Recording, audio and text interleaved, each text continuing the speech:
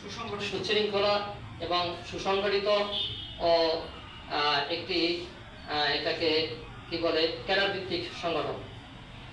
তো ধাপে ধাপে সকল পর্যায়ে আমাদের জেলা থেকে শুরু করে প্রত্যেক উপজেলায় এবং শুধু উপজেলায় না, আমাদের ইউনিয়ন কমিটি এবং আমাদের সর্বনিম্ন রয়েছে ইউনিট। এই ওয়ার্ড কমিটি আছে, সর্বনিম্ন হলে ইউনিট কমিটি। তো এই একটা ইউনিয়নে অসংখ্য মানে ইউনিট আছে বা 9টা ওয়ার্ড আছে। এই একটা ওয়ার্ডে আবার একাধিক ইউনিট রয়েছে। তো এভাবে প্রত্যেকটি ইউনিটের আমাদের কর্মী বা আমাদের কমিটি আছে। দৃষ্টান্ত স্থাপন করেছে, যেটা গোটা বিশ্ববাসীর কাছে তাক লাগিয়ে দিয়েছে। আমরা বাংলাদেশ এর আগেও যে বাংলাদেশে রাজনৈতিক অস্থিতিশীল পরিবেশকে স্থিতিশীল আনয়নের জন্য বাংলাদেশ জামাত ইসলামের মরহুম ও শহীদ আমির অধ্যাপক গোলাম আযম সাহেবের প্রস্তাবনায় এদেশে সর্বপ্রথম বিশ্বের ভিতরে একটি তত্ত্বাবধায়ক সরকারের প্রস্তাব হয়েছিল এবং সেটির মাধ্যমে বেশ কয়েকবার এদেশে সুষ্ঠু নির্বাচনও হয়েছে। স্মরণে স্মৃতিপটে ভেসে উঠল যে শুধু মুসা আলাইহিস সালাম না, পৃথিবীতে আল্লাহ রাব্বুল আলামিন যত প্রকারের সীমালঙ্ঘনকারী জাতি এবং সরকার গোষ্ঠী যারা পৃথিবীতে এসেছে তাদেরকে আল্লাহ রাব্বুল আলামিন সীমার যখন চরম সীমায় উপনীত হয়েছে, আল্লাহ রাব্বুল আলামিন একটা কথা আছে যে ছাড় দেন কিন্তু ছেড়ে দেন।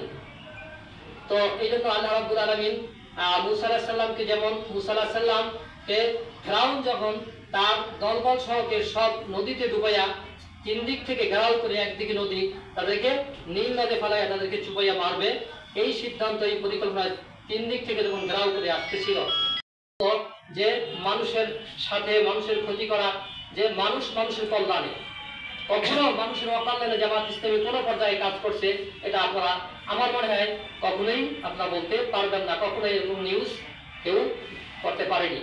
তো এই জন্য এটা ছিল সরকারের যে একটি আদর্শিক একটি সংগঠনকে যে কেন কি জন্য বাতিল ঘোষণা করা হলো। এর আগে নিবন্ধন বাতিল করা হয়েছে, সেটা একটা প্রেক্ষাপট হয়তো তার ছিল যে দাড়িপাল্লা মার্কা ছিল, এটা একটা কারণ ছিল বা অন্য কোনো কারণ ছিল।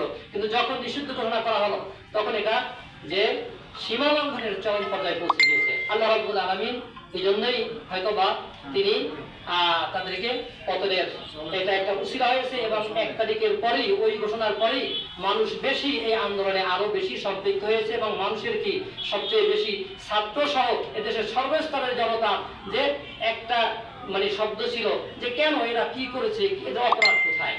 তো এই জন্য সকলেরই এই ছিল, দোয়া ছিল, যার কারণে আল্লাহ রাব্বুল আলামিন পরিস্থিতি সৃষ্টি করে দিয়েছেন। তো যাই হোক, তো এখন নিবন্ধন বাতিল করেছে। আপনারা জানেন যে সরকারের এই প্রায় 15 বছর 6 মাস 5 দিন সম্ভবত সরকারের বয়স ছিল। তো অন্তর্বর্তী